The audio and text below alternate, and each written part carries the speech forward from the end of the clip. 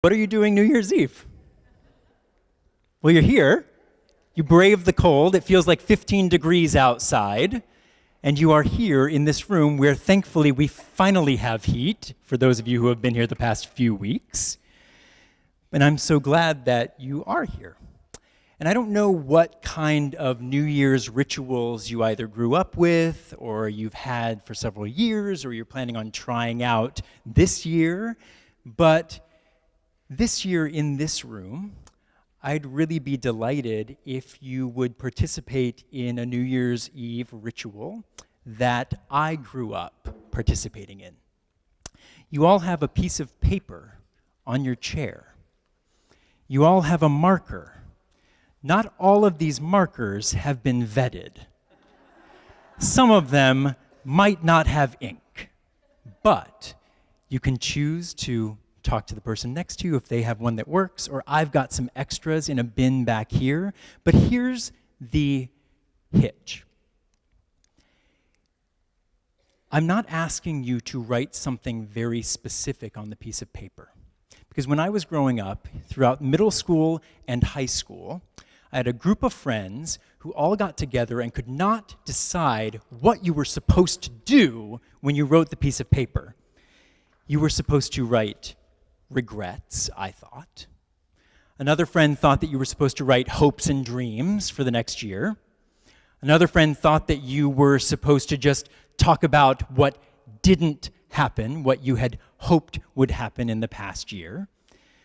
But what we ended up doing for those about 7 years together was that we all wrote whatever we wanted to on the pieces of paper.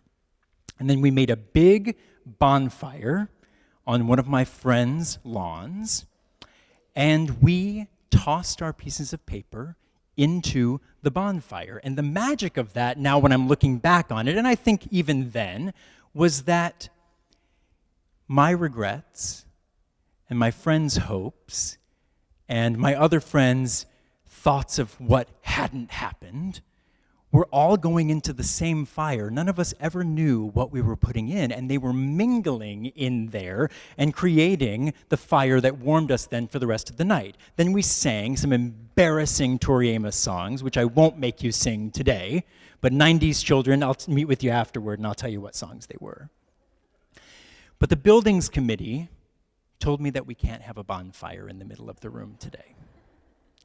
So instead, this year, we are going to shred our pieces of paper.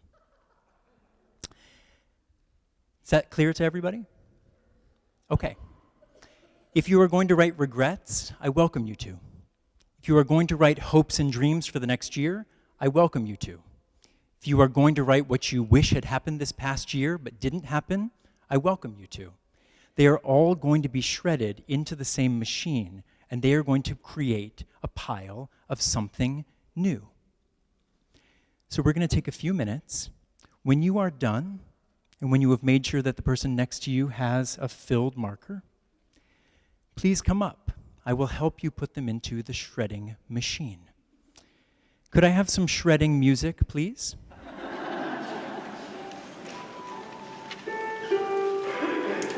Go for it.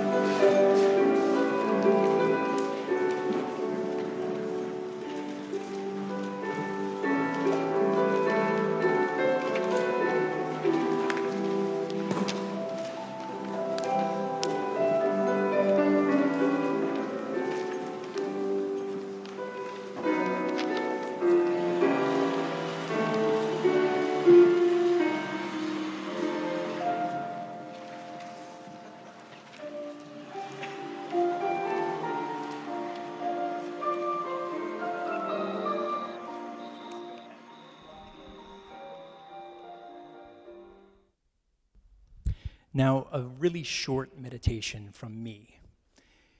It's a prayer, So if this prayer is something that registers with you, keep listening. If you'd rather meditate on what's going on in the middle of the table and pray your own prayer, cool with me.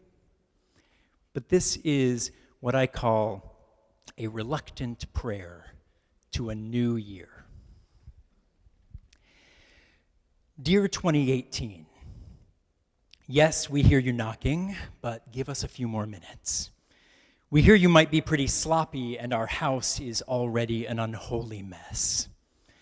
We would like to invite you in without trepidation, without the ironic smirk of those who criticize even before they experience. We would like to welcome you, to ring you in with faith, hope, love, and joy. But instead, we're wondering where we hid all four of those virtues in this cluttered wreck of a room.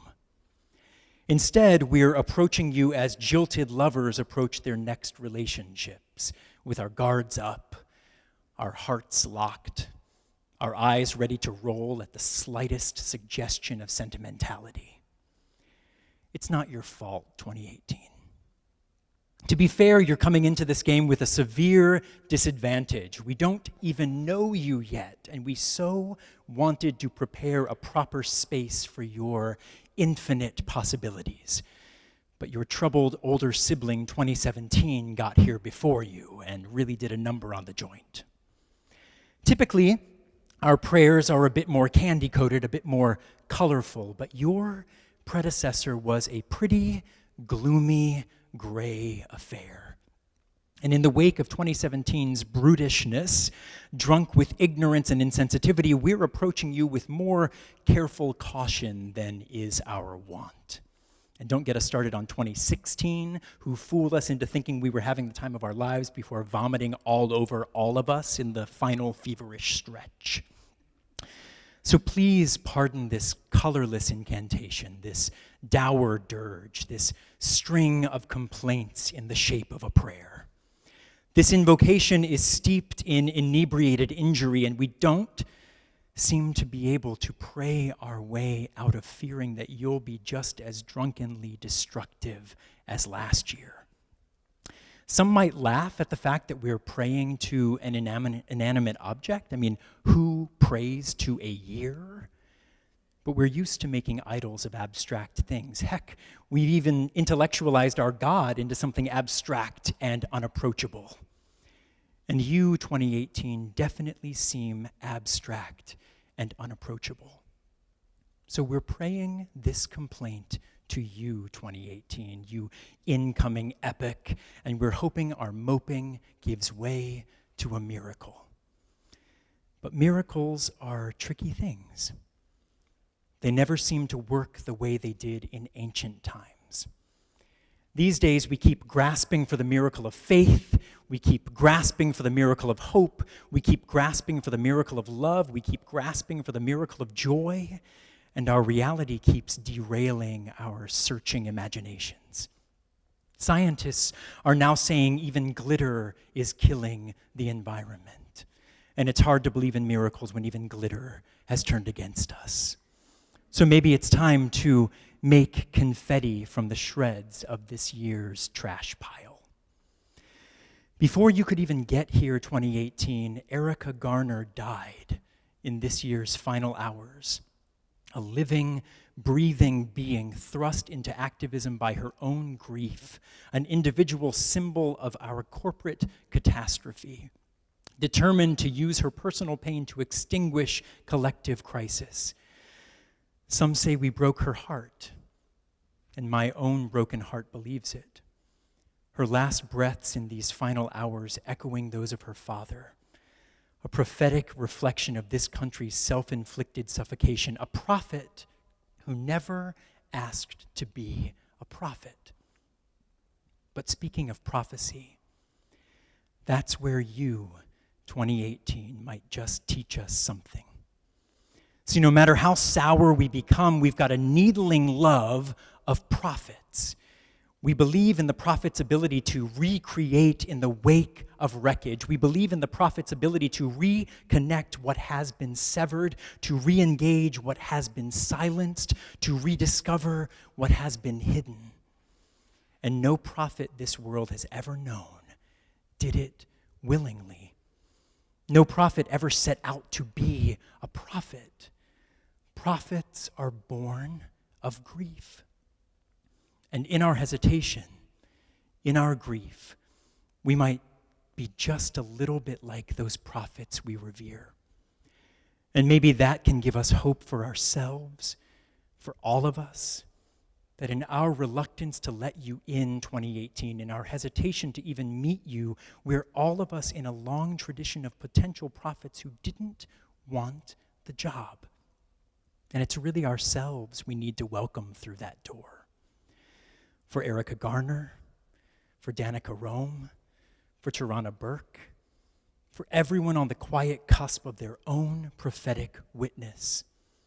It really is us who chooses either to let the mess fester in despair or to start redecorating the place with new prophetic visions. A year is just a collection of days, inanimate until we animate it. You, 2018, need us to make you who you are. You, 2018, will arrive whether we want you to or not. You'll bust through the door whether we invite you in or not. You'll show up and take up residence among the wreckage. You don't have a choice. You just do what a year does. You arrive. It's we who have the choice to make. It's we who have the opportunity to accept the invitation to arrive, to show up with you, to have faith that hope will love us back to joy, to look around for those beautiful things we've scattered among the debris, to not try to make some fantasy of the past great again, but to begin again, to create a new home together. Amen.